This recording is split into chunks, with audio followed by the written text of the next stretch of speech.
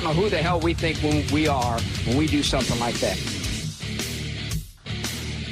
What's up, fight fans? This is the Combat Connection. We are live on the Cageside Press social media platforms. Eddie, you're coming back from the UFC Fight Night at Apex last weekend. We're going to recap that card and look ahead at UFC 311 pay-per-view this weekend. But first, we have some massive news that came down from Ariel Helwani. It seems like Bellator is officially dead. We thought this potentially could happen after PFL purchased them last year. They kept around the Bellator Champion Series with their last fight being the Liam McCourt Ireland card out there in September. The last domestic card for Bellator was Usman Nurmagomedov and Alexander Shabliy in San Diego. With the official news, Eddie, we've had a lot of history with Bellator, as you with Cageside Press and me with a couple different platforms. What's your final thoughts here and memories from Bellator MMA? Bellator MMA, we hardly knew you, man. God damn. Like from the days way back when my favorite times, honestly, because they were chaotic as hell, were the Bjorn Rebney era was my favorite because it was such a shit show. But it was still fun. It was still a lot of fun to go to the events and check them out and everything. Scott Coker. And honestly, Scott Coker was the best guy they ever had, honestly. And honestly, he should be the guy running PFL, but, you know, the guy running PFL thinks he knows everything. He thinks he's freaking Jerry Jones, so it works out, I guess, for them. But, no, man, it's just a sad ending. It died quietly without making a peep in the forest with, you know, where if no one's, you know, to say if no one's around to hear it, that it, you know, did the tree really fall, you know, that kind of shit. It was kind of like that. So it's a sad ending, but we've seen it before many times. Affliction, Strikeforce, WC, Pride, Dream. We can go further back to that, but yeah, it was sad, dude. It was just sad, and it sucks that it came at the hands of the PFL, honestly. Yeah, and you know, for me, it really got me my start in journalism. I'd like to thank the people over there: Danny Brenner, Jimmy Aguirre, you know, CJ. And those guys, you know, helped me get into this business and opened the door for opportunities down the road for a lot of different people. So, you know, I'm really grateful and indebted to the Bellator team. I started my first event I ever covered was Bellator 290 at the Mohegan Sun between Danny Sabatello and Rufian Stotts. After that, I covered about 8 events for him over the next 2 years and experienced some things personally in my life that I don't know if I could have got through if I didn't have MMA there in Bellator MMA to look forward to events to cover. So, you know, they've helped me through personal struggles, and they would never even know that. But, you know, this company has done a lot for a lot of people, and I feel bad for the fighters who were still under the banner, like Patricio Pitbull and Jeremy Kennedy and some of these guys. You don't really know what's next for them. Right. And it's kind of, you know, they got to decide. But at the same time, when you got the top level guys like Kennedy, Pitbull, Ramazanov, they're either going to be absorbed into the PFL or they're going to go on to bigger and better things with one championship or the UFC. So I don't think it's the biggest deal in the world for the fighters necessarily. They probably saw this coming more so than anybody. Mm-hmm. But, you know, it's just it's kind of sad. And, you know, you just got to remember, you know, all the good times there. Fedor had some incredible fights. They had New York, Madison Square Garden cards with Chael on them. And, you know, it was a great promotion. And outside of Pride, I think it's probably the best competitor the UFC's had. So, you know, a lot of good things to remember there with Bellator. No, it was funny because I went to a bunch before this, but I know there was one in particular, UFC, Jesus, Bellator 268. God, what year was that? 20 or 21? I think I want to say 21. It was man, it was Nemkov. Oh, hold on, I got this. It was Nemkov and Anglikas. What was his first name? Julius Anglikas. Yep. Julius Anglikas had stepped in on short notice. Someone fell out of the fight. Can't believe exactly who, but I can't remember exactly who. But Anglikas got in there, right? So you know, he looked nervous as shit the entire week, and we were asking him like, "Hey man, you got bumped out to the main event. You know, you're fighting basically for you're fighting for a title, for the light heavyweight Grand Prix, I want to say." And you know, what do you think? He was like, he was, oh, I'm ready to go, whatever. And I remember all of us sitting around going, oh yeah, he's ready to go. Okay, bro. And then Ryan Bader doing Ryan Bader things, giving you the usual Ryan Bader answers to every freaking question. And then those of you who have interviewed Ryan Bader know what the fuck I'm talking about. Don't play like you don't know. The guy's personality is like a cardboard box. Okay, relax. Okay, you doesn't say anything bad. It's not bad about him. He can fight. But as far as like personality, nah, never put him on ESPN. But probably my favorite memory, two of them, just real quick. Corey Anderson singing "Can You Feel" or "Can You" was it something in the rain? I forgot the name of the song. It's embarrassing because I should know it. But he danced and sang for us at the media day. We got him after, right, in this little like tiny scrum. He danced and sang for us. It was kind of hilarious. And then, but my favorite memory, and it sucks because it's at the expense of Ryan Bader. If you remember, Ryan Bader got knocked the fuck out in that fight. Like he got knocked out like hard. It was No. This is Corey Anderson knocked him out. Oh, okay, I got you. I didn't realize what card you were talking about there. Yeah. So it was supposed to be.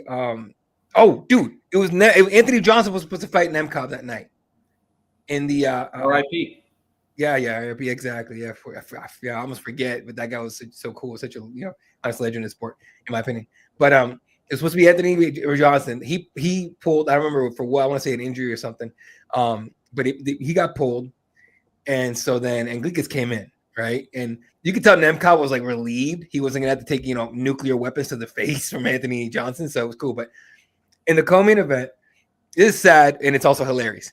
So we're sitting in. I mean, you've said it at Bellator Media, right? It's one long ass row, just a long row. Like they don't even cut it. It's just a long ass row, and literally, for the most part, usually, the fans are right behind you, right? I know in 300 in San Diego when we sat down, there was no one behind us. We got a nice little buffer. No, in at Footprint Center here in the Phoenix, because 268 was in Phoenix. They were right behind us, like literally right behind us. Okay, and Ryan Bader's family. First of all. Who's the kid that trains with Bader, the light heavyweight? Not Cooley. Macaulay, something Cauley. Logan, yeah. No, Sullivan Cauley. Sullivan Cauley, yeah. Sullivan Cauley's fan. First of all, he fought. I think he was the first fight of the night, and he comes out and TKO's Dion something or other, and Dion Clash. Google it, folks. But TKO's Dion Clash. Sullivan's family's right behind me. His mother is sitting literally right behind me. And when he knocked him out, she stands up, starts smacking me on the back like this. And I'm like, he goes, I'm sorry. That's my son. And I'm like, oh, I get it. Don't worry about it. Do what you got to do. Yeah. The most hilarious part was on the walkout. Corey Anderson's walkout. Ryan Bader's family. No offense, people. Okay, I'm not a fan. I'm telling you what happened. I'm reporting the events as they happen. We're talking major shit. Just yelling all kinds of stuff at Corey Anderson. Corey literally looks over at them and is just like, hell's your problem? Doesn't say anything back to him, right? And says all this other stuff. Knocks Ryan Bader the fuck out. Bader's family starts yelling that yelling at Corey Anderson, you're a bum. And Corey looks at him calmly and just yells out, I just knocked your boy out. What does that make him if I'm a bum? And it's like, oh, and I remember me and like four of the media guys were like, oh my God. Oh, y'all got to shut up now. He got you on that one. Like, you got to shut up when the scoreboard says, right? So, anyway, long story short, again, just like you, super appreciative of the other people at Bellator. A lot of our guys at Cageside Press got their start with Bellator. Rush, I believe Napoleon, and as well as yourself, I believe Pat Dana from CSUK as well. A bunch of people got to start with Bellator, and I really appreciate them for opening that door, not just for fighters, but for journalists to come up and kind of cut their teeth with them. So I really appreciate them. I'm gonna miss Bellator, and I wish Bellator survived. And if that meant PFL didn't, that'll be it. I covered a lot of great events for Bellator. I'd say the lasting memory to me most definitely will be Fedor's retirement fight. Yeah, your boy Ryan Bader, who we were just talking about, but to be there for a legend like Fedor with all those champions in attendance that were there to pay their respects, and with him to go out there and have a title on the line in the last time he ever performs. Think about that, for example. Like Daniel Cormier, last time he performed for a title.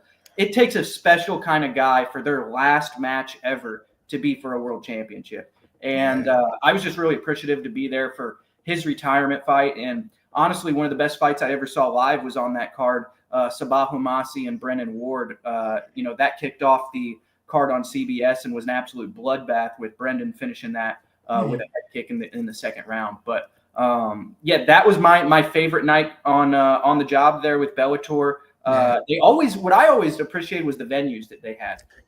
They were always at like the Mohegan Sun or Pacheco. Did well, dude. Places people wanted to go, tourist attractions, and I really like the venues that they were. Who's your favorite Bellator fighter? I mean, of all time, it's Fedor, but let me think of probably Usman Nurmagomedov. I'm so impressed, and every time I see him perform, he gets better and better and better, and his talent, whether it's standing or on the ground, I think he's going to be one of the best fighters that we've ever seen, and him being in Bellator and being able to cover him live numerous times, it's just been a pleasure doing that. So.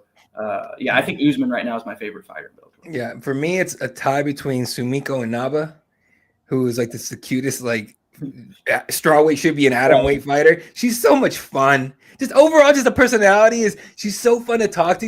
I got to talk to her off camera for like 20 minutes one time about everything but fighting. It was fucking great, right? But my favorite, and again, it's not Fedor, it's not Ryan Bader, it's not Corey Anderson, it's definitely not Vadim or Moldavsky or anybody. It's freaking Henry Corrales. I'm such a fan of Henry Corrales. Okay, if you remember in San Diego, we were asking him about this fight and that fight. He goes, "Dude, I just like to fight. Just give me a fight. I just want to fight with somebody." He said it like 3 different times. Dude, he goes. Yeah. At one point, he's just like, I can't remember. I gotta say it again. Dude, I just want to fight. I just like to fight. That's it. And we're all trying to get like a deeper meaning. Like, does it help you with this? Does it mean this? Not, dude. I just like to punch people in the fucking face. Like, I'm like, oh, it's my boy. And then he gets in there. He scraps. He ain't boring. He scraps. He's going right. So. One of those guys that I would love to see in the UFC. I don't know if we see that. I love his nickname too, OK Corrales. OK Corrales. Yeah, like the OK Corral from back in the day, the gunfight. He actually had to explain that to some people at the media day, but I like he was kind of like using a historical event that like translated to his name. That's one of the best nicknames in probably the sports history. And then Kai Kamaka as well. I like Kai Kamaka. Just overall, because he should be in the UFC. Maybe not fighting for a title right now, but he's a fun fight. Just tweeted something, didn't he? So Dan Ige tweeted, let me send my twin over to the UFC. He's talking about Patricio Pitbull. If you ever seen Dan Ige and Patricio people like next to each other, they look pretty damn similar. Okay. But then Kai Kamaka retweeted him saying like, "Hey, bring me with" or something like that. And I was like, "Yes, bring him with, please." Like, send him to the UFC, please. Like, come on, dude.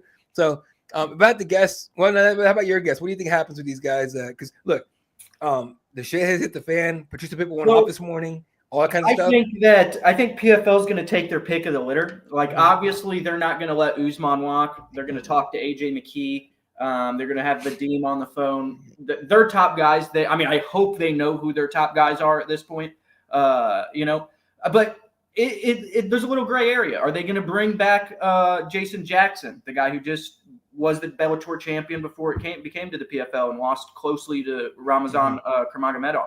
What are they going to do with Kurmagomedov and some of these champions? Are they now going to seamlessly come over and fight in the welterweight tournament next year? I don't know what's going to happen with these guys. I think we're just going to have to keep seeing it as it's reported, but. Personally, I'd like to see some of these people go and get their chance in the UFC, especially Patricio Pitbull. He's done everything that he can do outside the UFC. He's competed for world titles in 3 different weight classes. He's a legend of the sport. Some people think he's one of the greatest fighters all time at his weight class. And here is Don Davis kind of dismissing Patricio Pitbull from the promotion. And this is what he says. "We are releasing Patricio Pitbull. PFL MMA is all about opportunity. I founded this company to create new great opportunities for top fighters. PFL has and will continue to do that for all top fighters who want to be here." I mean, that's just like basically the PR business printout. Bro, that last line though, dog. Come on, man. That's like I'm just trying to get I need the last word. Oh, that kind of shit. That's what that from Don. Come on, Don. Be an adult, dog. What are we doing? Yeah, I don't know. It seems like they're trying to run this like it's a Fortune 500 company, and they want to put out these like publicists, like this. It's like, why don't you just say he complained? We don't like him complaining publicly. We fired him. Say that. Say that. And for Patricio, though, I understand why he's mad, because he's at 35, 36, 30. He's in the back age of his career, and you can't sit there and only get 1 to 2 fights at that time. You're losing your prime, and if you're even still in it. So, Patricio is a legend of sport, and, if he goes to the UFC, there's a lot of fun matchups that can be made. No, 100%. And honestly, and look, do I think people could win a title in the UFC? Unlikely. Would he contend? Sure. Would he make for some really good fights? Absolutely. I think he could do what Michael Chandler's done. More successfully. And I hate to say that, but more successfully than Michael Chandler. I think because if you look at Michael Chandler and what he's done in the UFC, he walks, talks, and gets treated like he's some kind of like top 5, fighter, and he's not. His record doesn't prove that. Now, every time he fights, he scraps. Give him that. He's entertaining. That's why he gets paid what he gets paid, and he gets put on pay-per-views and all that. Outside of that, I don't know. So I think Pitbull's got high level, 4 or 5 more fights, I think. And I know I'm saying a lot. That's a lot, but I think he could do it, especially with the lack of miles that have been put on his body, with the lack of fights that he's been getting. So I think it's possible. One other thing that I was thinking about, everybody's looking UFC. If Dana, I mean, he's historically said, I don't take older fighters. I don't like to do that. I think there's a very soft landing for Patricio Pitbull and Ryzen as well. If you go and see Suzuki was the last guy to knock him out. Suzuki has now gone to superstardom in Japan, with his victory over he beat Kleber Koike, correct? That's who he was fighting. Yeah. So.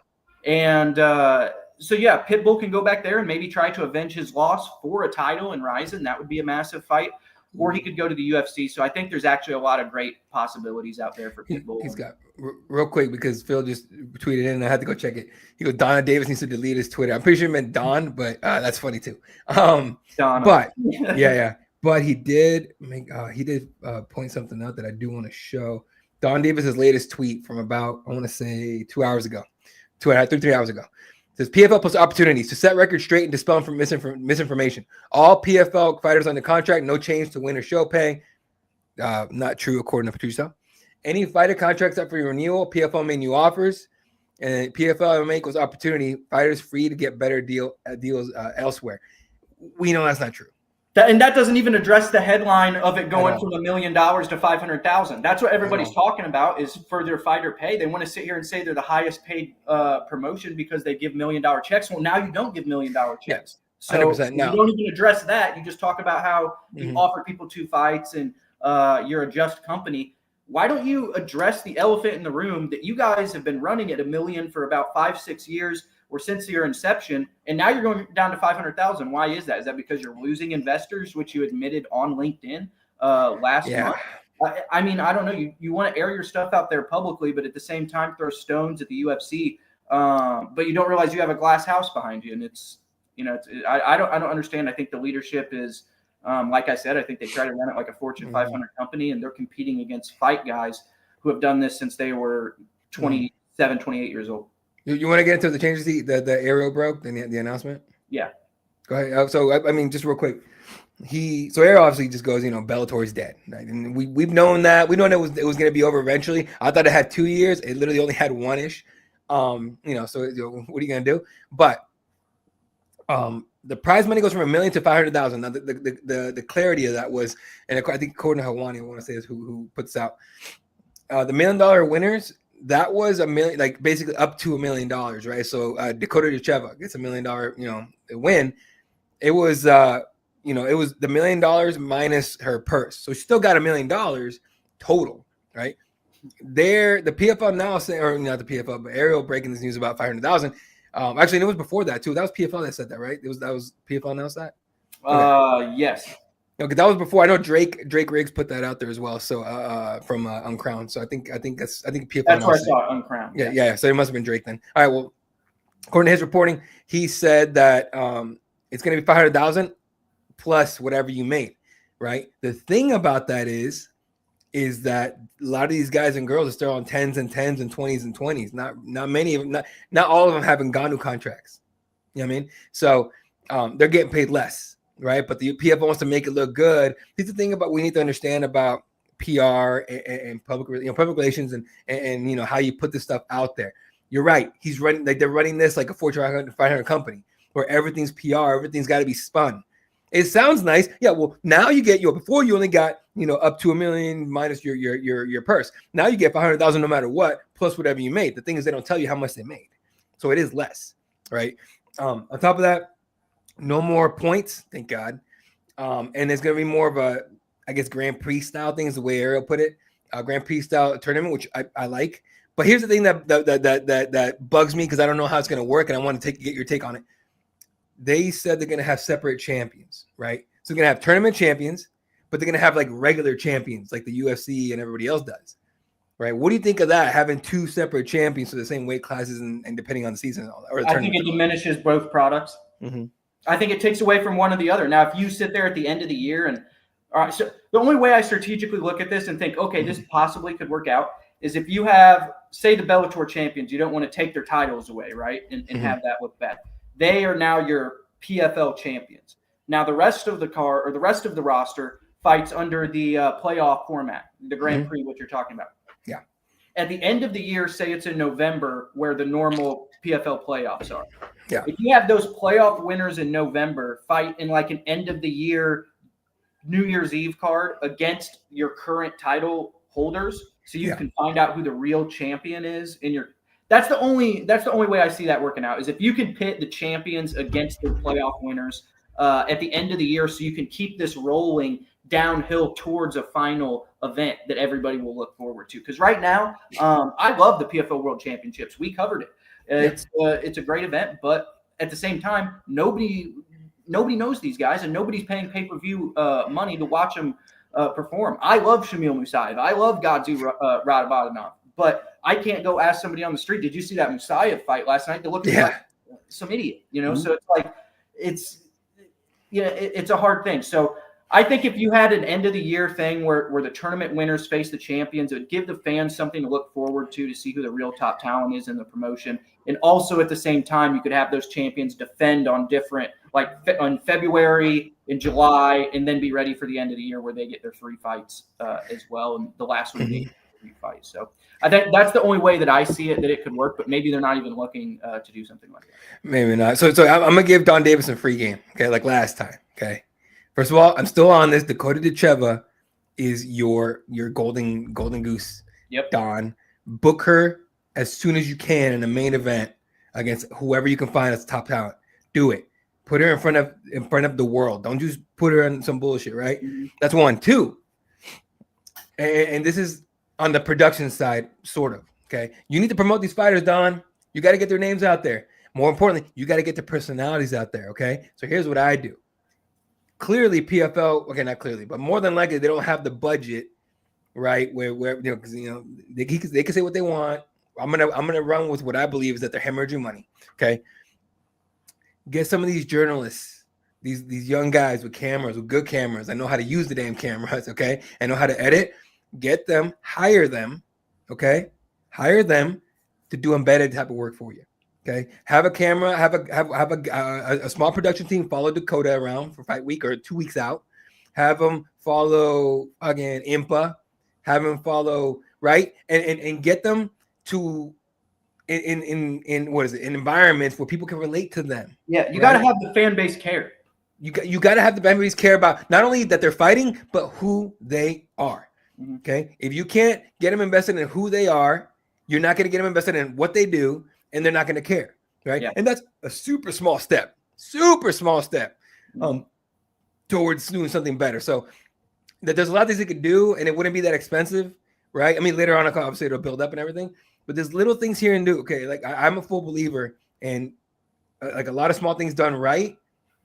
Like a lot of small things done right equal like a better product. Just do the small things. Do the small things. That's it. That's fucking it. Okay, yeah. And it'll build up. So we'll see how it goes, man. I'm not rooting against Don. I'm not rooting against the PFL. I hope they really do need to get these people out there in front of the national audience too, because we were talking a couple episodes ago. We don't understand why Dakota and Francis aren't on First Take. You have these partnerships. Why are you not on Get Up, McAfee, all this stuff?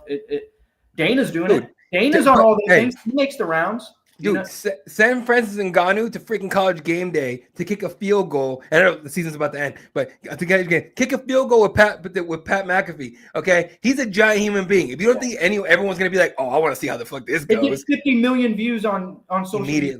Immediately. Get Dakota Decheva. Hey, look, breaking news, folks. Dakota Decheva's hot. She's a good-looking girl, and she can fight, and she's got a personality. What more do you want, Donnie? God damn, let's go. Yeah, I mean, there's female-led shows on ESPN. I think what was her name? Jamel Hill? Yeah, Jamel Hill. she had one for a little bit, and there's different spots that you could put Dakota on there too, that maybe, Stephen A wouldn't know who she was and all that stuff. But there's different avenues and different shows, and they already have a partnership with that network, so it's kind of confusing. But yeah, Bellator is officially dead. We're going to have to move on here, but respect to everybody that helped us start and get our start over in Bellator, and we really appreciate all those people. And moving forward, though, you were at the UFC Fight Night last week at the Apex in Las Vegas. Mackenzie Dern picks up quite possibly the biggest win of her career in the rematch against Amanda Hebos. Gets the submission victory. How impressed were you with Dern's performance? We really said this one's going to be determined whether she can get this fight to the ground. Got it to the ground and locked up the sub. What was your take on it? I think she did masterful. I think that was a great fight for her because she showed kind of everything, right? She showed she's got the hands, and then she showed she still got the takedowns, right? I mean, she said it in the post fight, insinuated in the media day. It's like, look, I'm trying to get this fight to the ground. In the post fight, I was trying to get every fight to the ground. Like I tried to get every fight to the ground. To be able to, the fact that she was able to pull it off, it was very impressive. She got a takedown. I know at one point she ended up getting reversed, and then she got the reversal again and she ended up armbar, right? Yeah. She got the armbar, and it was like she took her time. It was like back watching her in her ADCC or her grapples quest. It was old school as hell, but grappler's quest and all this other stuff. But I remember I watched her live at Fight to Win here in Phoenix years ago, and the way she does just sport jiu-jitsu, okay, is methodical. And I used to call it like she was like an assassin. She was setting traps, and then the second she gets the shot she wants, she kills you. That's what happened on Saturday. It was beautifully done. And honestly, like you said, it's a massive win for her. Like, first time they fought, she was what, like 4 months or like some ridiculous like short amount of time after birth. She gave birth, and then she fought like no time later. And now she comes in with a full camp, rested, not coming off a traumatic physical, maneuver there. And she looked awesome, dude. I'm super happy for her, for real.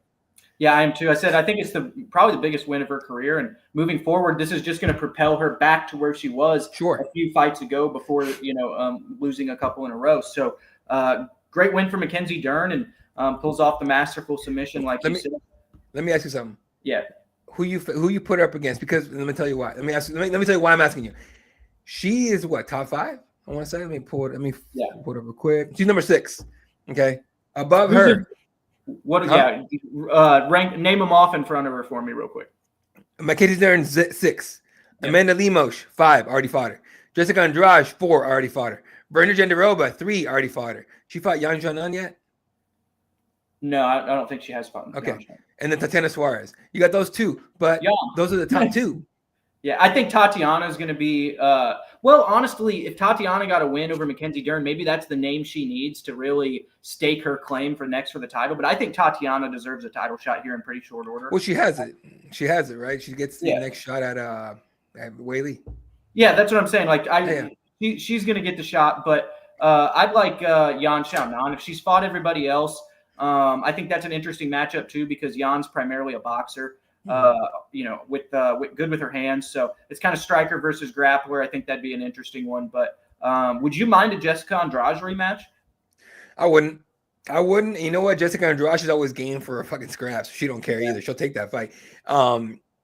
But in terms of for Mackenzie, maybe I think the Lemos fight, I would rather see her take that. I don't want to see her take a fight against someone that fuck it, anything can happen. Not in any fight, anything can happen. Okay. But Jessica Andrade has effort try heel hook. I don't know if you've heard that phrase before, but effort try heel hook type of power. She would just throw an overhand. If it lands, you might end your night. So I'll prefer not that fight yet. I don't mind the Yan fight. It's a little dangerous, but if Mackenzie's game for it, hey, why not? And then, but I wouldn't mind that Amanda Lemos rematch. I think she can get. I think it's winnable for Dern. And honestly, it would actually be a great fight for Lemos as well. She needs something to keep her up in the top. Yeah, any of those 3, I'd like to watch. If she fought Yan Xiaonan, that's the freshest face for her. But I'd like either of those rematches as well. Yes, sir. Yes, sir. So we'll see what happens, man. Honestly, it was really fun to see her. And then she had her. She came in the media day with her dog Mac. It's a King Corso. Yeah, the service dog. I saw that. Yeah. Big old thing. Yeah, so she walked in. Most of the fighters were walking in through like behind us. She walked in through like the back behind where the curtains are, and you could just hear like something was different. And I was like, is there a dog back there? And here comes Mackenzie Dern with this big ass dog. Right. The reason, and at the time we were like, oh, it's a great looking dog, by the way. Awesome dog, super well behaved, but he was like scoping us out. So she's sitting behind the table at media day. We're asking her questions, and he just pops his head on the table. You go, he pops his head, and goes, thump, big ass head of his, and he's just like checking us all out. And I'm just like, I think we're getting eyeballed, dude. What are we going on? And it just made me laugh on fight night. I got to fight night, well, fight day, because it started at 1 o'clock Vegas time. But I got to fight to the Apex an hour early, like I always do. And Dominic Cruz is walking in. Okay. Mm-hmm. Dom Cruz has his little ass dog, like a tiny ass dog. And I just burst out laughing. Obviously he didn't hear me because he would have been like, what the fuck, Dom. But like, but I burst out laughing, like walking away. Cause I was like, dude, Dom's got this little ass dog. Mackenzie Dern shows up with a full size fucking dog. I'm like, come on, y'all both live in California. Yeah. So yeah, it was cool. But it was cool, man. Overall, and super happy for Dern. Super happy. It was cool to see her daughter in there and everything. And now, obviously we got to sit out there for the main event and check it out. It was cool. Yeah. Great win for Mackenzie Dern, but there was an absolute firefight in the co-main event between Santiago Ponzinibbio and Carlston Harris. Mm-hmm. In the first round, Carlston Harris scored 2 knockdowns on Ponzinibbio and looked like he had him in serious trouble. The fight could have been stopped, and I don't think anybody really would have complained at one point, but Ponzinibbio shows a heart of a lion, comes back, evens the fight in round 2, and then scores a knockdown as he himself is really tiring in the fight. In round 3, Harris didn't have much left after emptying the tank in round 1, but it was a back and forth battle. That second round really was the dictator, and then Ponzinibbio puts Harris away there in the third. Big win for Ponzinibbio, who really needed it, coming off a couple tough losses. That knockout to Kevin Holland. He's had a knockout to Li Jingliang a few years back as well, and had some split decisions. This was a really definitive win for him, and probably his most impressive victory since returning from staph infection. Yeah, no, it was a great win for him, and again, the whole fight told the story of, like, I feel like it was telling the story of whether his career was going to end that night or keep going. Okay, he got knocked down twice, gets back to his corner, and he's basically like, "Fuck, I lost that one. Like, I think we lost." Right. And his coach is just like, F that, whatever, do this, do that, whatever, give him instruction. But you can see in his eyes, he's thinking like, damn, am I done? Like, is this over? At media day, he was not entertaining any kind of retirement talk at all. Yeah. He was like, in fact, before he talked to us, he talked to the UFC, and he told the UFC, their interviewers, I think he'd do like 20 more fights. He's like 37, 38 years old. He has big plans. He still wants to fight for gold. Wants to, take the UFC back to Argentina. Wants to go to Miami, whatever. But in that moment, when he gets back to the stool and he just looks like he's just like, damn, is this it? Am I done? The change that came upon his face after he finished the fight, boy, it was crazy. I'm sitting there going like, man, I'm 38 years old. That's the kind of feeling I wish I had in Saturday morning when my kid wakes me up at 6 a.m. and my body hurts like a motherfucker. There's no quit in Santiago Ponzinibbio, and I like what you said when you let it off. This fight told the story of his career. Promise coming into his career, goes in, defeats Neil Magny, one of the first guys ever to knock Neil out, face plant right hand. After that, gets terribly sick. Doesn't know if his career is going to continue, just like you were talking about in the fight after the first round. There was that doubt in his mind outside the cage that he also felt inside the cage. Overcame it outside the cage, also overcame it this weekend inside the cage. Santiago Ponzinibbio is as resilient as they come. He's not as skilled or talented as Robbie Lawler is, but he's cut from that same cloth of he's willing to die in that cage, and he's one of the rare breed of people that you're going to have to put his lights out if you want to get him out of there. And great win for him in a tremendous performance. And this one fight of the night, didn't it? I believe so. No. Roman Curtis. Oh, okay. We're going to talk about that. That was a great fight as well, but. Tremendous win here for Santiago Ponzinibbio, and gets back in the right track moving forward. Yeah, that was great. That was great. Real quick, because I agree with this. Parallel says Strikeforce is the last real competitor to the UFC. 100%. 100%. It wasn't Bellator. Damn sure not PFL. It was Strikeforce, and that's why they bought him. Anyway, go ahead. Yeah. No, yeah, I agree with that. And I said Bellator was the second best competitor, but sure, definitely Strikeforce and Pride before that. Pride probably more realistically was the most competitive. But moving forward here on the card, one of the scariest KOs you will ever see. Cesar Almeida puts Abdul Razak Al Hassan's lights out in the first round by knockout. Judo Thunder actually had Cesar Almeida hurt for a little bit. Almeida pressured him, stood right in front of him, ate a right hand that knocked him down. And when he got back to his feet, Al Hassan, charged forward, pressing, trying to finish the fight, gets clipped with a left hook out of nowhere and absolutely, knocked out, falls back on his head, kind of snaps it against the canvas. It was very scary. He was out for a considerable amount of time. Eddie, you were there live. How long was he out? What was the feeling in the Apex, and was there concern for him as well? So we had just finished talking to Roman, and that fight was already going on. So we finished talking to Roman. I put the scrum up to load, and I rushed to the octagon, right? And I got there just in time to see, because we have been watching, obviously, the fourth wall, right? We're breaking the fourth wall here. Yeah. At a media day or at a fight night, in the media room, the fighter sits in front of you on the stage with a desk, a whole backdrop says UFC, ESPN Plus, or whatever.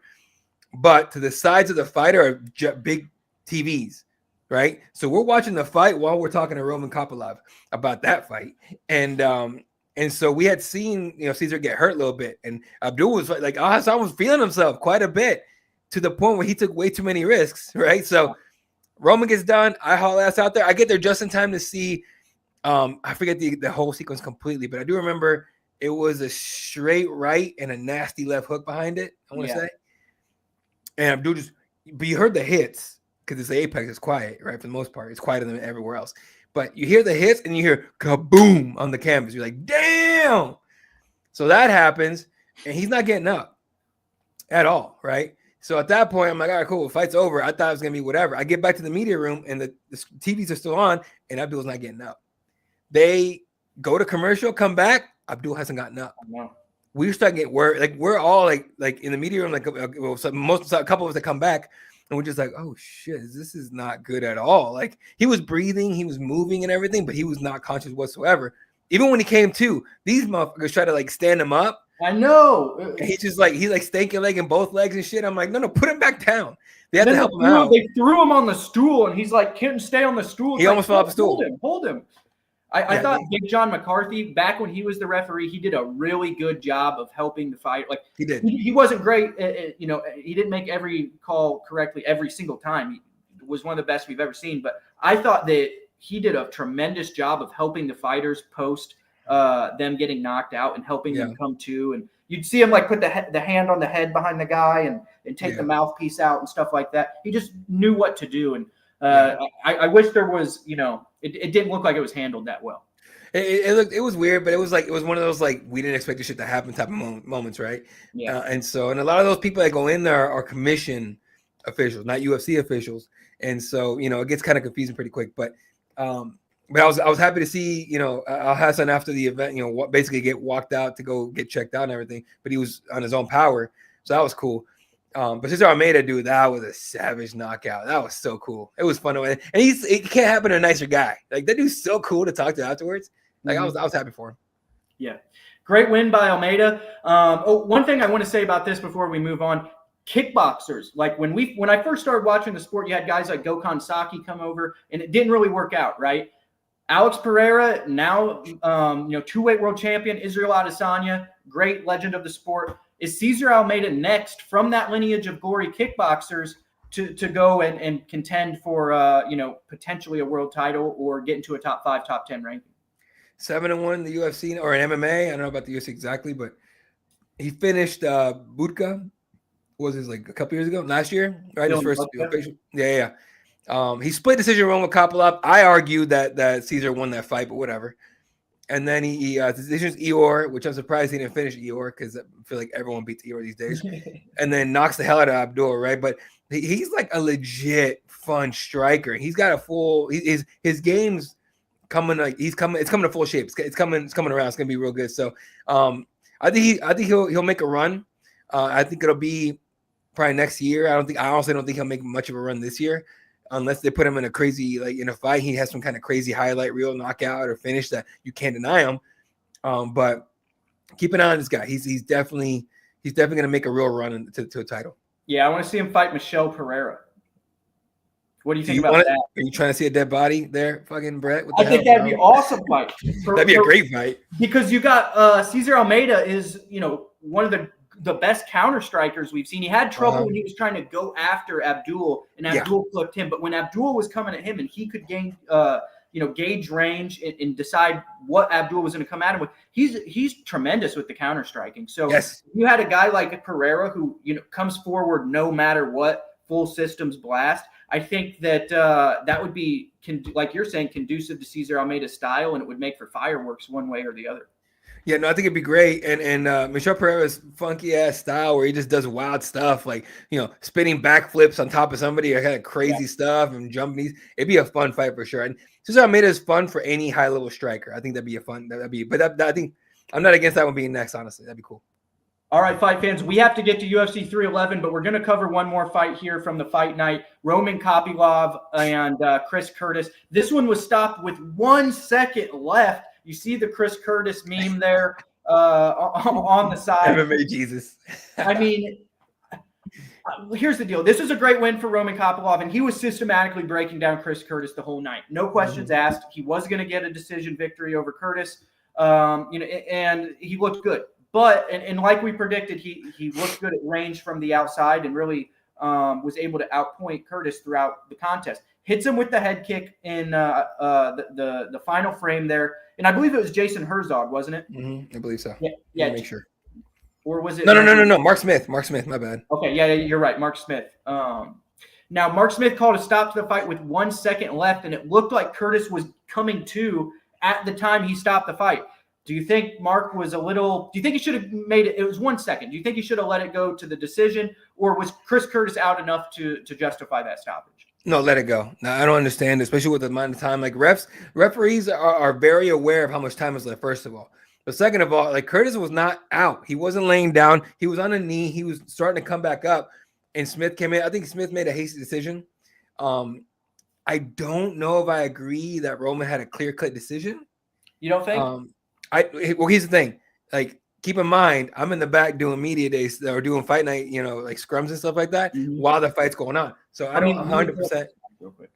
What's up? I said, let me pull up the stats real quick. Go ahead. Yeah. So they were pretty even. You're right. They were pretty even. It was 146 to 133 for total strikes.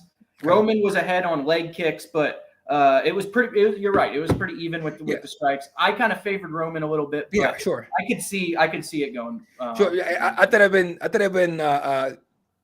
split. I haven't rewatched it. I haven't, but I thought it could have been split for Roman probably. I'm not like, look, I don't disagree that Roman was probably going to win. What I'm saying is that it wasn't really clear cut to me that he was going to win. Right? We've seen decisions go weird all the time. Yep.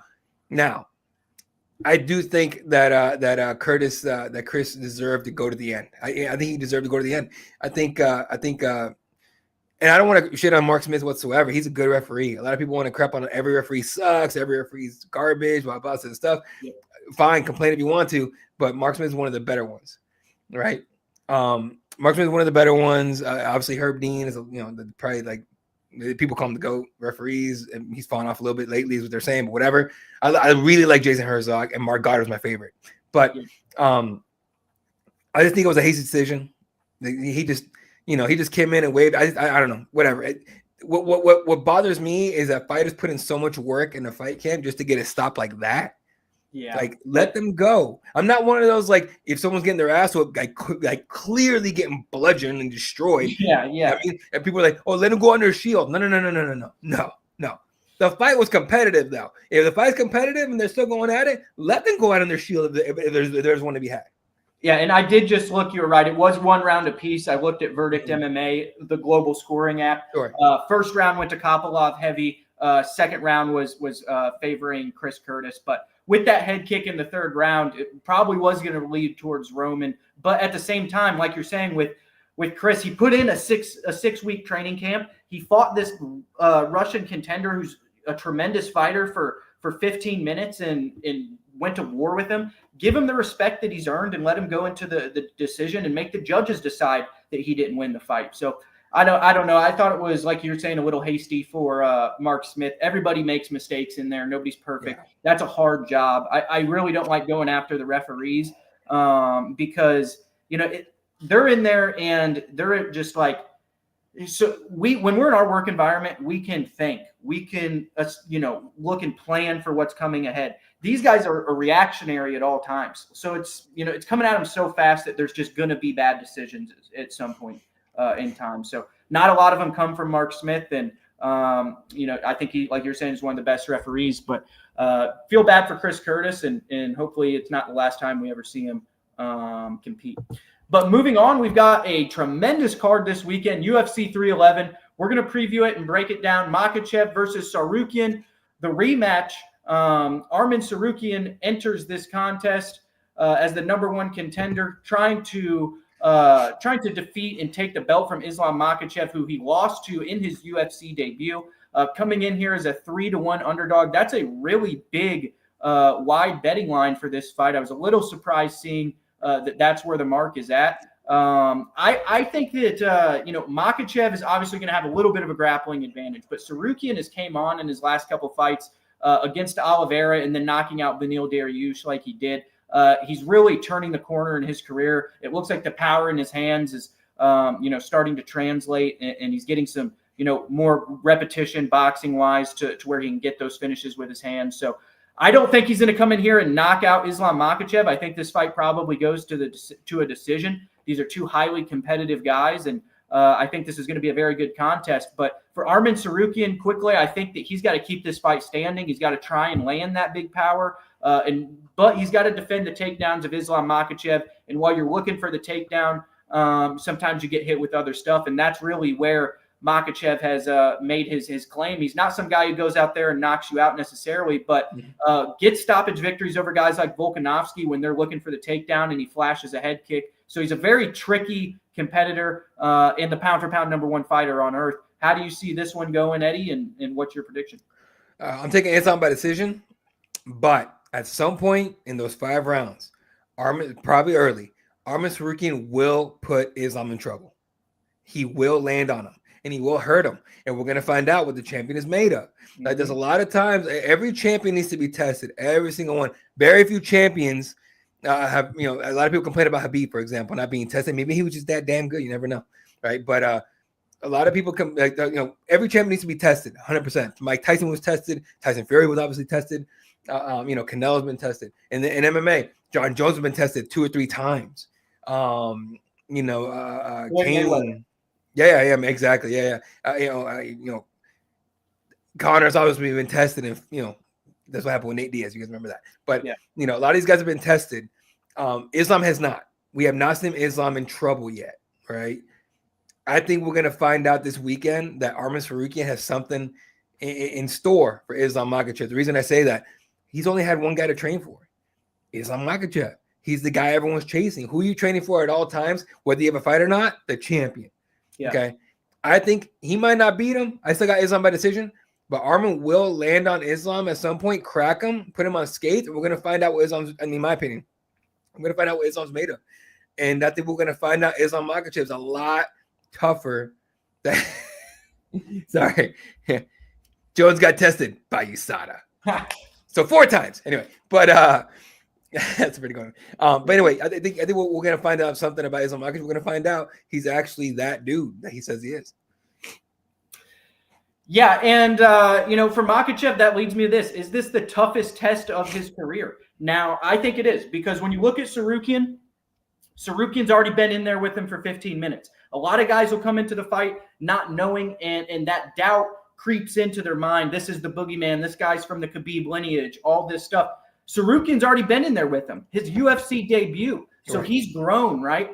Has Makhachev gotten considerably better? Yes, but so is Tsarukyan, and he's already faced that fear of being in there with the best guy on earth, and he's been able to train for him since that loss. So when I look at this, there is no way from a betting perspective, and I gamble on these fights every weekend. There's no way that Arman Tsarukyan should be a bigger underdog than Alexander Volkanovski was in that second fight.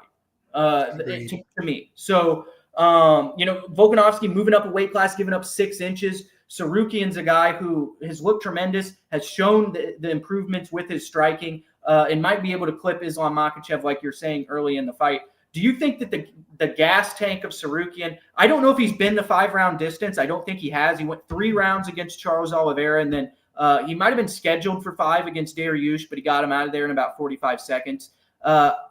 We haven't seen him go 5 rounds. So is that a big deal? Do you think the gas tank will hold up over the 25 minutes? He went 15 full with Islam the first time, but we haven't seen that tested yet. Is that a storyline to you that is a big deal? I think so. I think it is. It's we haven't seen. Oh, hold on a second. What up, Devin? Gamrot and Lost. Was that a 5-rounder? Give me 1 second while I figure that out. Yeah, we'll get that real quick. It's on Makhachev back in the day. Where the hell is Gamrot? He fought Gamrot in the US. Oh, there he is. Yeah, UFC Fight Night. That was. He's right. Main event. And main event. Okay. That one went 5. It went 5 minutes. It went 5 rounds. It went all 5 rounds, and Gamrot won. I would venture to say he wrestle fucked him. Am I right? Although it was fight of the night. It was fight of the night. Yeah, that was a good grappling contest. Too. Okay, cool. Well, there you go. So, and that was years ago. That was I couldn't even remember that. 22. Good freaking memory, Devin. Good pickup, but, Devin. Appreciate it. Yeah, but yeah. But yeah. I mean, we'll see. Look, we'll find out. I think it's one of those things when you where. Here's what I say. People that go, oh, well, hopefully he's training for 5 rounds and stuff, and I'm like, hopefully he's training what got into the dance. Like, what do you mean? And I'm like, if not training 5 rounds, if training, for 3 like really hard rounds has gotten to the dance, why would you change it? Like before the dance, right? To my opinion, do what to guide the dance, right? Blitzing, high level striking, put pressure, everything like that. Now, mind you, when you pressure a guy like Islam Makhachev, it's an easy duck and takedown. It's not that hard for him, right? Yeah. So he's going to have to be really careful on when you see Arman counter striking in this one. Do you think he tries to fight from the outside? What do you think the game plan is for him? Like you're saying, he's normally seek and destroy, going after guys like Dariush. Is he going to have to take a more cautious approach here, you think? He's going to have to mix it up, including being cautious, right? So pick your spots. Like time to blitz right here, cool. You get Islam near the fence, cool. Blitz, pop, let's go. Islam gets you near the fence, get the fuck out of Dodge. Okay, just fucking move, right? Get out. So it's gonna be really interesting to see how he game plans this one. But if I'm him, I don't change things at all. Like if it got me to the dance, I'm gonna keep doing it. Well, this is our first title fight on the UFC 311 pay-per-view card. Me and Eddie are going to both take Islam Makhachev by decision, but we think this is going to be more competitive than the odds makers are giving it credit for currently. Now, moving along to our second title fight of the night, a little bit of bad blood in this bantamweight contest between Georgian champion Merab Dvalishvili and undefeated 18-0 Umar Nurmagomedov. Now, Dvalishvili comes into this one at 18-4. And they kind of went back and forth in some press conferences here publicly. It seems like Umar's coming into this one with a lot of confidence. When I look at this one stylistically, I think there's reasons for Umar to have confidence. I think unlike a lot of the guys that Merab's gone against, he's going to be able to defend against the takedowns better than just about anyone. And if he can keep the fight standing, I think Umar is one of the more talented Nurmagomedovs on the feet. And can get it done as well. We saw his knockout win over Hani Barcelos, who is also on this card, and we're going to talk about later. But from Merab, this is his toughest test, right? He's given up size. He's given up maybe credentialed grappling experience as well. And he might not be better than Umar on the feet. Do you think that Merab coming in, what I've picked up kind of from the press conferences and stuff is Merab might be unsure of himself. For the first time, he might really think that this guy can beat him, and I don't know if he's thought anybody really had a realistic chance of beating him coming into a contest in recent memory. So when he went and fought Cejudo, and when he went and fought these other guys, he knew he was younger than Cejudo, right? He knew he had the grappling advantage against O'Malley, but where is his path to victory here with Umar? I don't know if Merab even sees it himself. This is the wildest fight. Not the booking to me, not wildest. This is the funniest booking to me in a while. Not a lot of times do you get champions that get their first title defense against a murderer like Umar Nurmagomedov. And I was like, I saw the booking, or I saw them bully Merab into the booking. Not the UFC, but Merab and I guess everybody else. And Merab got tired of the bullshit. That was a shit talk. That's how you get Merab. You talk shit, you disrespect him, and he'll react to all that. You bait him. So, and it worked. He got baited into it. Merab wanted the Sean O'Malley rematch. Merab wanted, what was it, like 2 or 3 of the Jan fight. Jan, yeah. He wanted the Figgy fight. Thought if Figgy beat Jan, he deserved it more than Umar does.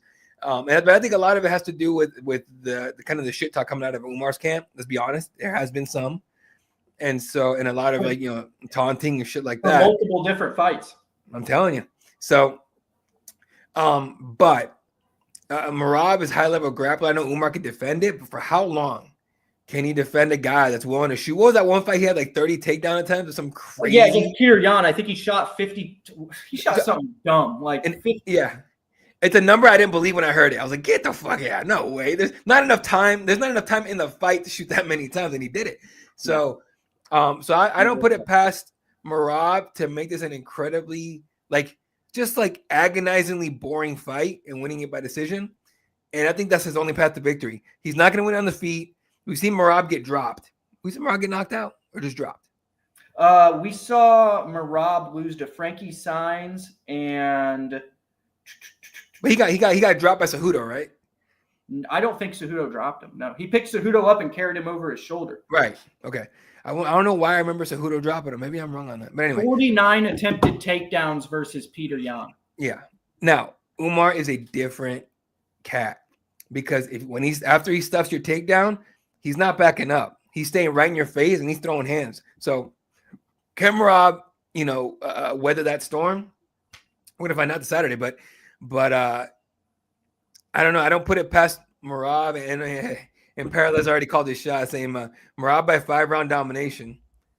Maybe, right? I don't think it'd be domination. I'd be surprised. I really would be surprised if he went in there and dominated him. But Devin says Merab loves eating left hooks. True.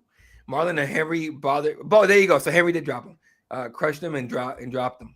So yeah, he definitely got dropped in the Marlon Moraes fight. Yeah, I have to go back and rewatch Cejudo. Yeah, but, so he needs to just run in. He did get subbed by Ricky Simone too. Ricky Simone caught him off guard, I think, because Ricky's really good, 100%. But I think he caught Merab. Either way, I don't know how Umar doesn't come out of this thing with the title. Honestly, I have a really hard time. I can't think of a way that Umar doesn't win this. Right? I don't know if it'll finish him. If he does, spectacular, right? But I just feel like Umar's gonna go and take on a guy that doesn't quit. Yeah, and he's gonna pull it off anyway. So it'll be interesting. We'll see what happens. Unless Umar's gas tank just totally, gets thrown out there in the later stages of the fight after Merab's already shot like 50 takedowns. That's the only way I see this one. Like you're saying, he's gonna have to grind himself to a win here by decision. He's going to have to tire Umar out and then let the grappling take over after that. And that's going to be a tough uphill task. For Umar, I think there's multiple paths to victory, including maybe stoppage on the feet. And he might even be able, I'm very interested in these grappling exchanges because I think that Umar might even be able to come out on top in some of them. Will the submission threats from Umar be a problem as well? We saw him lose to Ricky Simon, like I mentioned, by guillotine when he shot in. Is that a problem if he goes in there on Umar? So, I'm really interested in this fight. This is one of the most compelling matchups to me in bantamweight history. Mm-hmm. Yeah, no, it's gonna be crazy. And then unfortunately, the backdrop is even as crazy. What are the odds on this one? When you were looking, can you break it down and see? I know they had it on the top one, but is it on the website? Shoot. I think that it was on the last website. Yeah, right there. Here it is. Minus 305 favorite. Minus 305 for a challenger. That is, I don't know if I've seen that. I'm gonna put $5 on Merab to see what happens. Oh, that's crazy. I mean, for someone coming in to fight for the title, we'd have to look at what. You probably have to go back to Anderson Silva for that. Probably. Yeah. Probably. That's crazy. So big betting favorite is Nurmagomedov this weekend. The champion comes in at plus 245. $100 bet would win you $345 if you like Merab this weekend.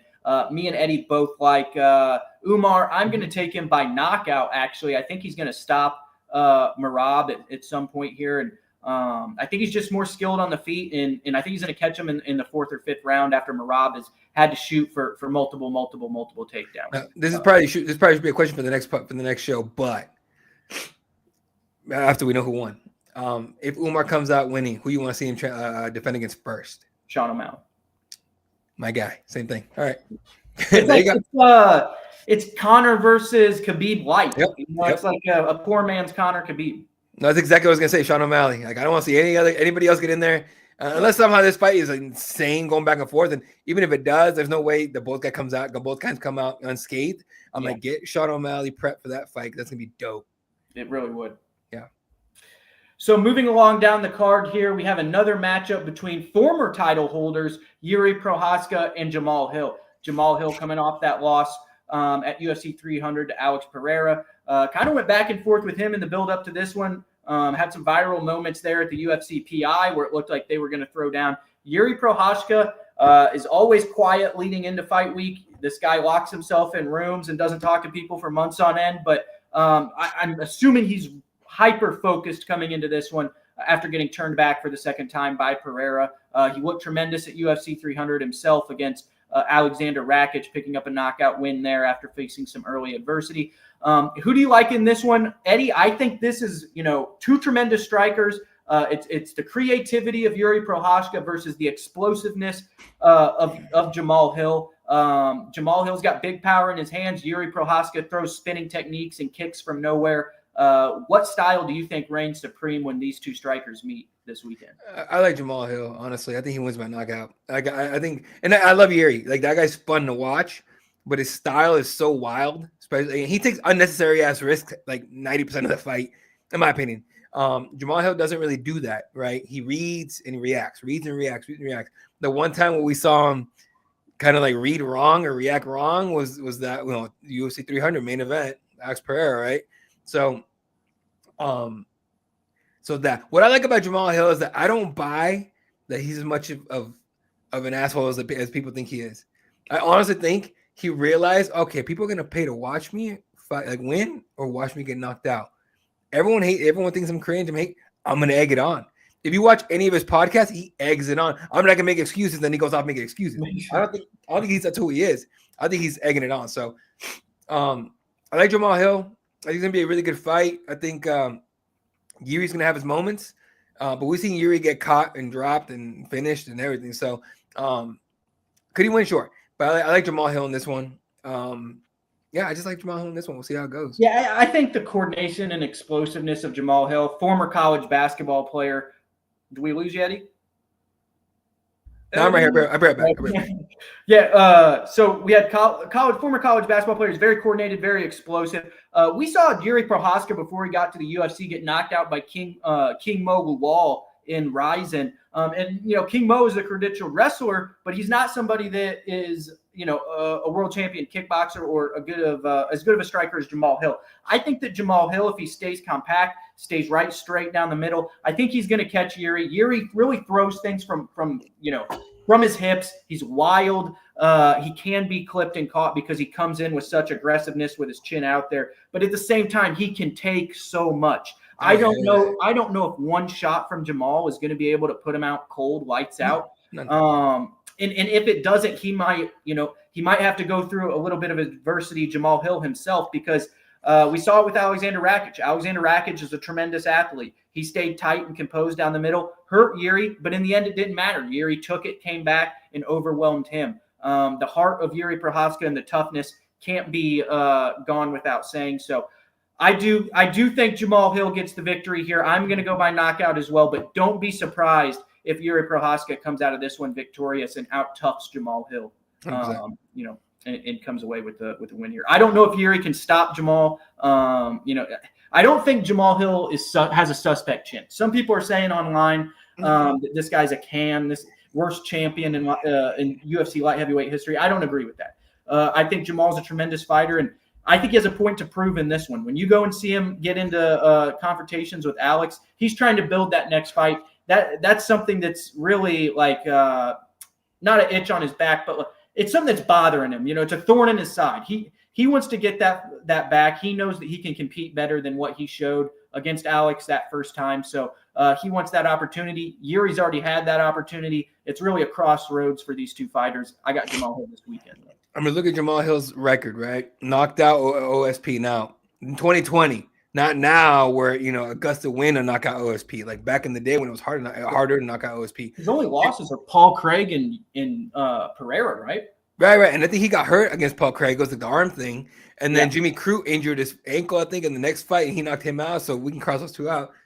The overhand right against Johnny Walker that put Johnny Walker. I think was that the overhand right lands, and then Johnny Walker had like the late reaction to it. Whatever. Yeah. I think that's the one that was knocked out Thiago Santos. Knocked him down and then ground and pounded his ass, and then they go up to Sheriff fight. So no, not a suspect chin whatsoever. Okay, and I get people dislike like Parallel says like everyone else I hate Hill, but he probably was my knockout. I'm not one of those. I like Jamal Hill's shtick. I think he's just feeding it, and that's what it is. But we'll see. But you think he basically just takes his personality and amps it up to 11? Go look at Colby Covington. Look at again anybody else that does. Connor even at times. They do that. They like, okay, what was the perception of me? Got it. Push it. Henry Cejudo, I'm triple cringe. Bringing the weird pillows to everything, right? And shout out to Henry Cejudo. He's a really cool guy, but he knows how to play up the character when he needs to, when he wants to sell. Knows how to build that fight. Yeah. He's good at that. He's very, like that guy could lead a promotion. Don Davis hired Henry Cejudo when he retires, but Henry Cejudo could run a promotion. There you go. But still, I think Henry Cejudo could run a promotion. He's got the mind, the business mind for it. Not to mention, if you know anything about Henry Cejudo's, outside of fight life, that dude works all the day, all the time, never stops. So I mean, it is what it is. But either way, I think Jamal Hill has a chance to do something like that. I don't know if he's really doing it to the extent that he could, but he's trying some things. This, to me, I think this has the highest potential to be fight of the night, Eddie. I think that when you look at this, someone's getting knocked out. One of these two dudes are going to sleep. Let's check that out. That's a good question. And, I mean, you got striker grappler kind of with Holland and De Ritter. Dawson and Ferreira could be good. No, you're right. I think this is fight of the night. I think this is going to be, This is primed. This is primed to be fight of the night. 100%. I'm with you. It could be. Yeah, I'm with you. Yes. So this is a great fight between former world champions. Moving down the card for the fourth fight of the UFC pay-per-view, we've got veteran and longtime top 10 contender Beneil Dariush taking on Renato Moicano. Coming in here, Moicano needs money. 25-1 for Moicano, 22-6 for Beneil Dariush. Dariush has not looked great his last two outings, losing by knockout to Charles Oliveira and to Arman Sarukian back-to-back. Renat Moicano has looked great, finishing Jalen Turner, beating Benoit St. Denis at the end of last year. Moicano has really turned a corner in his career, and I think he gets the job done this weekend against Beneil Dariush. Both of these guys are high-level Brazilian Jiu-Jitsu black belts. What it means to me is that this fight's going to take place on the feet. A lot of the times when you get two dominant grapplers, it cancels each other out, and we got to see who the better striker is. I think the better striker in this matchup is going to be Moicano. I think he's younger. I think he's going to be faster, and he's got less tread on the tires in terms of damage. So I'm going to take Moicano in this one, although I do think it's going to be a fun competitive scrap. And if Beneil Dariush loses by finish again, I think this is a perfect time for Beneil to call it a career. I agree on the last point. If Beneil loses this one by some kind of finish, I don't know if we want to see him in there again. For what? I mean, 35 years old, 2 losses in a row to be his third one. I think that'll be it for him. Mind you, he hasn't lost against suckers, right? Like Charles Oliveira and Arman Sarukian. Yeah. Come on. Arman and Charles, come on, right? He loses to Renato. In my opinion, a little bit of a step down. But I don't buy this clear cut at all. Yeah, I think Beneil Dariush wins this fight. I like Renato Moicano, but I just have a feeling that he's that kind of guy who's kind of been like given some, some favorable matchups against guys that will open themselves up to damage. Benoit Saint Denis does not cover up. He does not hide from strikes. He will eat 1, 2, 3, 4, 5 to land one really good one. Mm-hmm. Jalen Turner had him hurt real bad. Jalen Turner should have finished that fight. And Jalen Turner had him hurt real bad, and then he let him survive, and Renato Moicano just was able to, get the fight to the ground and ground and pound him. The Drew Dober fight was wild. Let's just be honest. That was just a wild one. Anytime a Drew Dober fight happens and Drew Dober loses, someone came in like a savage. So what do you make of that Dober matchup? Because I know Dober isn't the grappler that Beneil Dariush is, but there are some similarities there because they're both southpaws with big left hands. Mm-hmm. Do you think that's something that will play a factor in this one with him having success over Dober? Yeah. I think he'll try to use it, but I think Beneil Dariush is so good with the kicks too. Like they're good. He's good with he's good everywhere, but the kicks are there for sure. Obviously, the grappling game's there for sure. And Beneil has more on the line than Renato Moicano does right now. Renato Moicano's riding high. He's got his money show. I forgot what it's called, but the show he's got online. He's got a lot of hype behind him right now because of his last few performances. What he has over Beneil, in my opinion, is his personality and the mic skills. It's great. The best thing Beneil Dariush ever said on the microphone was, "Hey Tesla, I ordered my fucking whatever it was a few months ago. What happened?" That's all. That's the best he's ever done. And Renato Moicano is, "Hey motherfuckers, how's this stuff? Your government sucks," and all this stuff. Like, great. Yeah. Height wise, I don't think he's that much better than Beneil, and I think Beneil's going to win this thing by decision. And he's going to put a halt to the Renato train, to the money train. Mind you, if Renato Moicano somehow wins this thing, he needs to call for the highest possible fight for himself immediately, and he would probably deserve it. I don't know if there was a title shot after this, but still. Yeah, and he's called out Paddy Pimblett in the past. We'll see where Paddy gets matched up. Maybe it's Michael Chandler. Maybe it's the winner of this fight. But, I think, like you're saying, this is really telling for Dariush. He's finally getting that step down in competition. He's not fighting the top three killers in title eliminators, or former champions. So he's getting a little bit of a step down. We're going to see where he's at. If he can't pass this test, though, I mean, at his age, he's taken some damage. I just don't want to see him go and get fed to young, hungry guys and be the old lamb getting led to slaughter. So I think this is a really a difficult matchup for Dariush, but one that's going to dictate how long he's left in the sport, probably. Gotcha. There you go. Yeah, exactly. There you go. I couldn't have said it better. So moving along here, we have Kevin Holland, 26-12. The UFC veteran is really turned into a gatekeeper as of late. Taking on top contenders like Khamzat Chimaev. This weekend, he will take on one championship former champion, Renier de Ridder. De Ridder got a win in his UFC debut over Gerald Meerschaert, and will be taking on Kevin Holland this weekend. Now, de Ridder is one of the best grapplers in the world at 185 pounds. Kevin Holland is a black belt under Travis Lutter himself. I think that Holland's going to be good enough to defend himself on the ground and land strikes to put de Ridder out of there. I think that this is going to be the one where de Ridder bites off a little bit more than he can chew. And when you look at these grapple-heavy guys, I'm not saying he's Ryan Hall or Kron Gracie or someone like that. He is all right with the feet and has translated well, but he is not the striker that Kevin Holland is. And if Kevin Holland can, fill that void in the grappling to make it somewhat competitive and stay alive, I think that he is so far ahead in striking from Renier de Ridder that he's going to be able to get a stoppage on the feet. I've got Kevin Holland in this one. I'm going to take late round knockout, round 2, round 3. But I'm interested to see what the odds are and what you think of this one. All right, let's look at the odds really quick. Almost dead even. I love Kevin Holland. I mean, who's more fun than Kevin Holland? Besides on the mic and the pressers and everything else. And lately he's kind of toned it down, kind of been like anti-talking to fans and media. But either way, he's a fun guy. He's great. He's a great fighter. He's a guy that likes to fight and to fight anybody, and which is why he takes some of the fights that he takes. We're sitting there going, like, why the fuck would you take that fight? Right? Like, I mean, the Khamzat. I get the Khamzat one. It was super last second, right? But either way, your boy's gonna get strangled. Renier de Ridder is gonna fuck him up. Not on the feet. This fight will not be consistent on the feet. I mean, for a few seconds, sure, or for a little bit. This fight will hit the ground. When that happens, Renier de Ridder is going to strangle Kevin Holland. I hate to say it that way because I'm not trying to say it so he's going to dominate, fuck him up, whatever. He's going to be slowly and methodically. Once he gets him down, which he will, it's going to be that kind of thing. It's going to be that kind of like thing.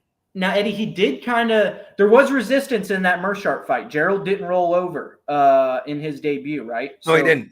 So Renier did have to overcome some adversity in that one. Do you think that Kevin Holland is a more formidable opponent than Gerald Meerschaert. I know styles make fights, and Gerald's a very good grappler himself, in a southpaw and tricky. But Kevin Holland is very athletic and is not terrible on the ground. I think people are going to put a lot of stock into what happened in that Khamzat Chimaev fight. And if you do, here's the thing. I don't think DeRitter can get the fight to the ground as well as Khamzat does. Does he have more submissions on the ground? Yeah, I think he's more talented in the jiu-jitsu on the ground. I don't know if he's going to be able to get this fight to the ground as easily as Khamzat did. Obviously, Khamzat got Kevin out of there in about 2 minutes and shot one takedown. But I think there's going to be a little bit of resistance from Holland, and if he can catch DeRitter on the feet, I think he can put him out. So we're gonna be split on this one. This is the first one we're going in different ways, and I think it's kind of striker versus grappler if you want to simplify. Sure. No, and again, Kevin learned a lot from the Islam fight. Clearly, like in his last, fights afterwards, he showed that he grew a little bit. Let me make sure I'm not totally full of shit and I'm thinking about somebody else. But let's see, Islam Makhachev or Khamzat Chimaev, yeah. Santiago, Mike Kukiesa, Michael Van Page. Okay, he's got okay. The Macau, the angry Macau guy, like Jusik. Oh, yep. Jesus, I can't say that for the life of me.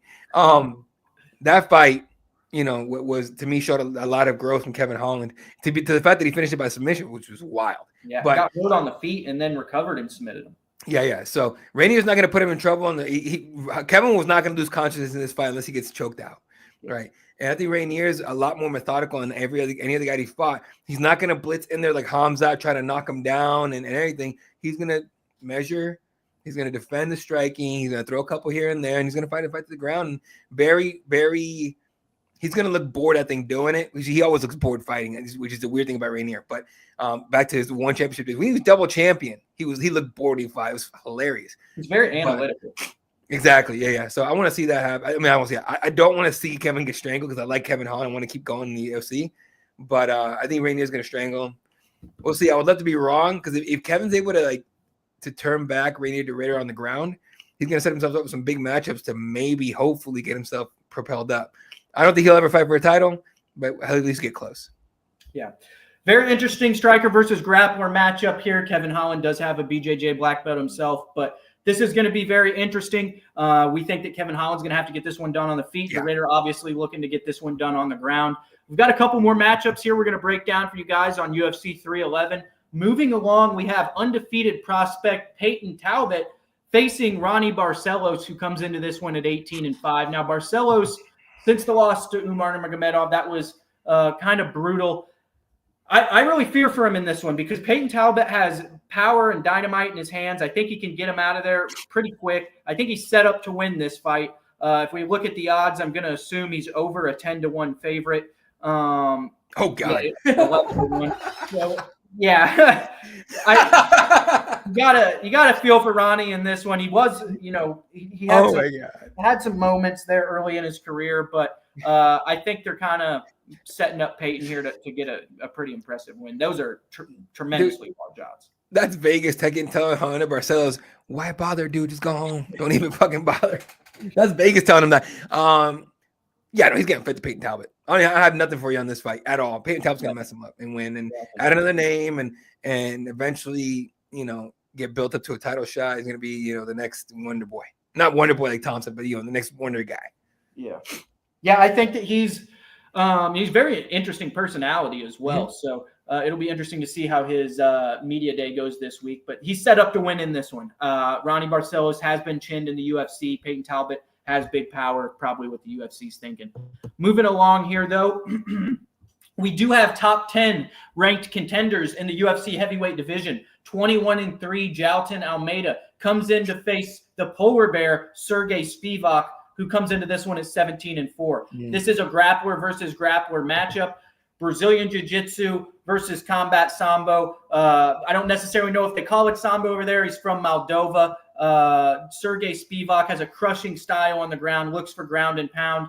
But Almeida, same thing. Looks to get you to the ground, looks to find submissions. I think this one's going to take place on the feet. I don't know who's better in the striking here. We rarely see either of these guys strike. So it's going to be an interesting matchup, maybe a little bit like Curtis Blades and Almeida was a couple fights ago. But for Jailton Almeida, he's looking to pick up a massive win and move forward. His record is very impressive. There's not a lot of grapplers in the heavyweight division, so these two guys getting matched up is very interesting. What do you make of this one? Sergey has done zero to impress me. Zero. Nothing. Blank. At all. Fucking at all. Okay, let's look at the guys he's beaten. Jared Vanderohe. They both have wins over Derek Lewis. I think that's probably for Sergey. Yeah, that's it. And he armbarred Marcin Tybura. Yeah. The only reason that's impressive is because Marcin Tybura got T-Rex arms for a heavyweight. Like, you know what I mean? Like, he had to pull that shit up to the right spot, get through the elbow to make sure it's actually going to crank. All jokes aside, he showed me nothing. Honestly, he showed me nothing. Okay, at all. And I hate to say it that way because I think every fighter, has a chance in there. When we put the gloves on, just like everybody else. But Sergey has beaten nobody that tells me like, oh, he could do it. He got fucking TKO by Cyril Gane. Yeah, he got TKO by Cyril Gane. Okay. Armbar's Marcin Tybura. He tried and go choke Derek Lewis. Who doesn't submit Derek Lewis when he gets into the ground? Honestly. Got a pound at Augusto Sakai again. Not even in the UFC anymore. Greg Hardy. Everyone beats Greg Hardy. You get where I'm going though. Like, yeah, exactly. He hasn't had that statement performance, and I don't really think Almeida has either. When you look at Almeida, right. Both of these guys, we haven't seen anything from them on the feet. We don't know what striking they're capable of because they're always getting thrown to strikers. If the guy they're facing can defend a takedown, they lose. If they can't defend a takedown, they win. So I don't really know what to make of this matchup coming in because I don't think the data is there to make a pick that you're really positive about. That's why the odds are so weird with this one. They're not even on this website. There's no odds on this website. You talk. I'm going to look up on FanDuel what they got. Okay. So this is the thing about this one. I know Jailton Almeida hasn't shown anything either, but his fights and his finishes have been impactful. They've been you felt it. None of the Sergey Spivak's wins made you go, oh shit, he could do something. No, none of them. None of them have showed me anything. Derek Lewis survived against Jailton Almeida. I was surprised, but then he handled Alexander Romanov, who's a giant human being. The Curtis Blades fight. That made sense the way it went down. A lot of people were disrespecting Curtis Blades. I don't doubt Curtis Blades. Healthy Curtis Blades messes up a lot of people. FanDuel has it minus 440 for Jailton Almeida. And bow and curtains close and let's call it a show, bro. Because that's it. Like, you know what I mean? Like, come on, dude. So, I think Sergey gets stopped in this one. I think he gets submitted late in the fight, and I think it's gonna be another one for Jailton Almeida. It's gonna be back to the drawing board by Sergey. And I'm not saying that because Sergey got mad at me because I misspelled his name on a post one time, Sergey. Okay, I spelled it right. Don't give me shit.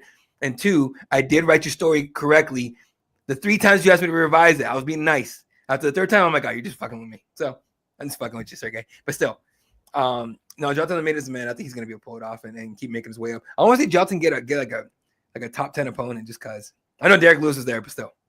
Yeah, so do I. I think that the winner of this fight should get a good competition because I want to see what both these guys are made of. Like we're saying, I think the story of this fight is that we don't know. We don't know how good these guys are in the striking. We haven't seen it before. But with both of them being dominant grapplers, I think we're going to have to see it this weekend. Yeah. I'm going to take Jailton Almeida by knockout.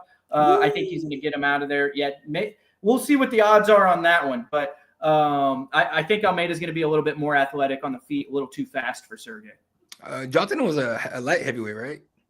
He was at one point and then beefed up and continued. I think he went up to heavyweight and just stayed there. But kind of wish he would have stayed in light heavyweight. Yeah, so do I. He's got a good build. He's 235, 240, but he'd be a physically dominant presence at 205. He probably just hated cutting weight like everybody else. But anyway, yeah, I got you. Yeah, exactly. Yeah. So, yeah, that's what we've got in this ranked matchup between heavyweight contenders. But moving down, we're going to break down one more card for you guys. We're going to break down one more fight for you guys on this card. Grant Dawson comes into this one 22-2 with 1 draw versus veteran of the sport Diego Ferreira 19-5. Ferreira got a win over Mateusz Rebecki, Poland's own, who was 19-1 coming into that contest. Looked tremendous in that victory. Grant Dawson was knocked out a couple fights ago by Bobby Green in about 20 seconds. So it's going to be interesting to see what happens if Grant Dawson has to stay on the feet. He picked up a win last time out and made a remark about his girlfriend or wife, but that went viral. That was kind of humorous. But And she's a great lady. She works at Fight Bananas and is a great colleague of ours. But Diego Ferreira is tough as they come, and he's good on the ground. His jiu-jitsu is no joke. He's got power in the hands. He's a tough customer. He doesn't get out of there easy. I don't think Grant Dawson's going to knock him out. Grant Dawson, to me, has to control this fight on the ground for 15 minutes if he wants to win. And that's a lot to ask against somebody like Diego Ferreira. That was the same game plan that Rebecca came in when Rebecca fought him, and it didn't work out too well for him. What do you think about this one? Do you think the American wrestler Grant Dawson can get this one done by decision? Oh, yeah. No, Grant's gonna take this. And not because Diego's not a good fighter.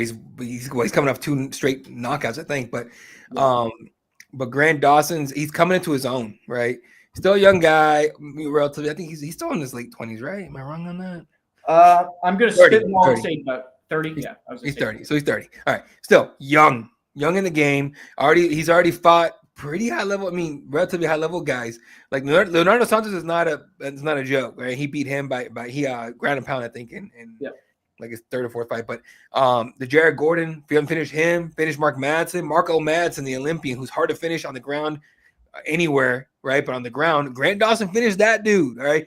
I know a lot of people are like, "Oh, Marco Madsen scrub." No, you're wrong. Not a scrub at all. Okay, that guy's a bad motherfucker.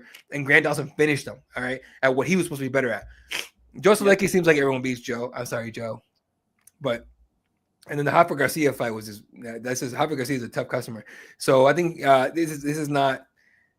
I'm not worried about Diego beating him. I'll say that much. And I hate saying that about any fighter because I don't want to be like, oh, you have no chance.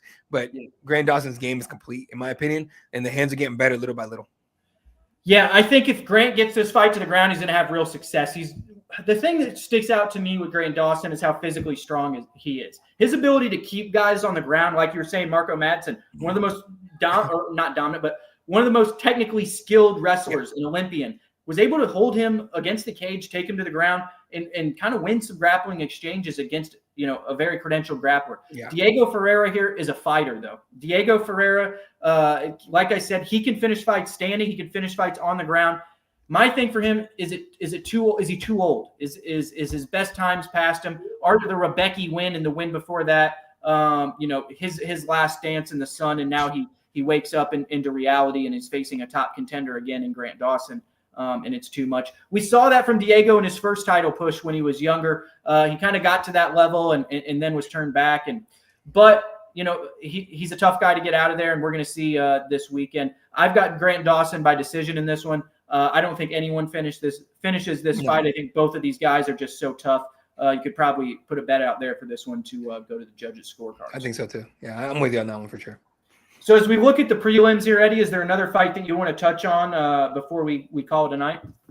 No, I think that's it. I think the one fight where I'll be curious to see what happens after the fight is Cara Hosa and Aileen Perez. We're gonna get a twerk if she wins, obviously, for Aileen. But Perez, what is she on, like a 3-fight win streak? I might be wrong on that, but she's on a 4-fight win streak.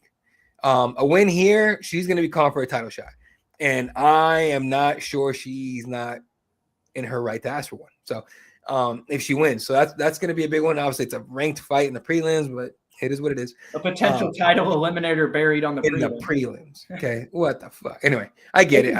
This is a great card. Yeah. The card's really good. Yeah, I want to get before we go, I want to get your pre-card rating. As a fan, as someone who's looking forward to this weekend, scale of 1 to 10, how excited are you? I'm excited. 8. Yeah, I'm 8.5. I'm almost a 9. This is a great card. I'm gonna go 8. I think this. Hopefully, I'm hoping this card delivers, right? Especially because they're going into a disaster zone to do it for whatever reason. They really want to shove that through. We'll see what happens. But Gabriel Gonzalez will be there for Cageside Press, so we'll get all the inside scoops for sure. Do you think that the attendance will be diminished because of what's going on? Nah, I don't think so. I think people are gonna have to plan way ahead because if obviously the fires are still going. Mercy crews still coming in and working. That's what's kind of weird that they're even doing it, right? Like, because you could do the whole California or LA strong and all sorts of stuff, and we're doing this so we can help the community and all that. But you're bringing in a lot of people from out of town and shit like that, flying in, rental cars, hotels, more congestion on the freeway, as I'm congested right here. And there's been freeways closing. Every so and so they've been closing freeways in California, in Los Angeles specifically. The freeways are wide open. Everything's working perfectly. Traffic jam for days. Okay. What are you going to do when they close one or two? Like, you never get anywhere, right? So you can, fans are going to have to really like plan for that kind of thing. I've been talking to Gabriel because he has to, he's I think he lives in LA or just on the outsides of it. And he's going to have to plan way ahead to get in there. So, what I don't know or understand is really just why you're bringing in so many people from outside into disaster zone, right? When it's still in the middle, not even in the middle of it. They're not done yet. So we'll see, man. I think it's, Dana don't like to be told what to do and what to not do. Yeah. And there's a lot of stuff online going around about California's politicians and people not being too happy about all that. Do you think Donald Trump comes in and is in attendance for the first time since being elected? No. I thought maybe, it'd be like you were saying, LA strong, Boston strong. Maybe it'd be a good thing. He shows up there and kind of like, I don't know, rallies the troops, for lack of a better term. I get that, but then let's be honest, we're in Idiocracy. I don't know if you've seen that movie, but we got the the president's a Hollywood guy on steroids that peddles fucking energy drinks as the official drink of the United States. If you guys haven't seen it, please go watch that after this. It's hilarious, and you will be like, "Oh shit, we're there." I promise you will. Okay, but I think it'd be irresponsible as hell for the president to come in. Honestly, irresponsible. And I'm not saying that makes him a bad person. I just be irresponsible to do it, right? Because I mean, with him come all the other cronies, right? The dude that smells like, it looks like he just smells like ass. What's his name? He has awful music. Kid Rock, okay, comes in with him, does that stupid ass shit. Look, I'm not wrong. His music sucks, and he looks like he smells like rat piss. You didn't like Ball with a Ball when you were in college? Bro, this is the worst fucking song ever. And I was in high school, dog. All right, I'm old. All right, that song came on. One of my teammates put it on in the locker room. It's like, ball with the ball. Okay, whatever. My name is Kid. He didn't even make it to rock before one of my other teammates kicked the fucking boombox over. The fuck is that? Right? And then and again, it's not, I don't dislike the person. I don't know the person. Here's the thing. I'm one of the few people I believe that will tell you, if I don't know you, I don't know you. I can't say you're a bad person. I have to know you to say you're a shitty person or you're a good person. Either way, right? Your actions, sure, in the public, fair enough. Okay. But when I see your dumbass get on there and you shoot up a case of Budweiser or Bud Light, whatever it was, because you think you're making a political point. He's hilarious. He might be like dumb. He's funny. That guy is hilarious. He's funny. I give him that. It's unintentional. 100% funny. It's not intentional. Yeah, he's funny as hell. 100%. I'll give him that. Okay. I won't say he's a bad person. His music, not for me, and he looks like he smells like rat piss 24 hours a day. And honestly, as a guy probably that's as rich as he is, he could probably afford to do that. Who cares? Yeah, he looks like the human embodiment of Joe Dirt. Yeah, exactly. He's the real Joe Dirt. So that's on point. But anyway, no, I don't think he goes there. I think Donnie's got better things to do. Yeah. Than come in. Although he's a petty guy, no one can disagree with me on that at all. The Magas 2 themselves. days away from inauguration, isn't it? Yeah, he's busy. He's busy right now trying to get his cabinet approved, and he's getting stonewalled left and right. So we'll see how that goes. And we're not going to turn the political show, folks, because then I will bore you to death with it. Okay. Yes. But I was just interested to see if you thought he was going to come in and kind of show support for California there. Look, if he showed up and he didn't come in with some help, right, with something like aid, whether it's donations or physical aid, water, blankets, equipment. Maybe he gets in office and the first thing he does is fly to California and get that figured out and solved, and he's already 100%. Yeah, 100%. But if he shows up this weekend just to have a fucking victory lap, fuck you, bro. Yeah, 100%. Just fuck you. You're a dick. People, the dude over there is crying because his house is in ashes, and UFC 311. Fuck up, bro. I don't even dislike the guy. I don't. Right? But if you show your ass, I'm gonna call it. Yeah. Well, we're praying for all the people out there in California. We hope you make it to the fight, and all is good this weekend. But fight fans, we will catch you next Tuesday at 7:00. We're going to actually have a guest appearance from Bryn Heathcock, APFC Fight of the Year winner last year. He's going to come on during his fight week. He fights the 25th on the Caged Aggression card in the Quad Cities. We're going to have him on next week, talk to him a little bit, and also break down and recap the UFC 311 fight card from this weekend. Hey. Thanks for joining us, fight fans, and we'll see you next weekend. Peace. And real quick, first question for that dude is going to be like, how's the weight cut going? I know they hate that, so we're not going to do that. But it'd be hilarious if we did it. He would just look at you like, Come on, man. He's like 5'8", 5'9" at 125. So he's very long and rangy. Damn, boy, you ain't eating nothing right now. We'll talk to you next week, bro. See ya. See you guys.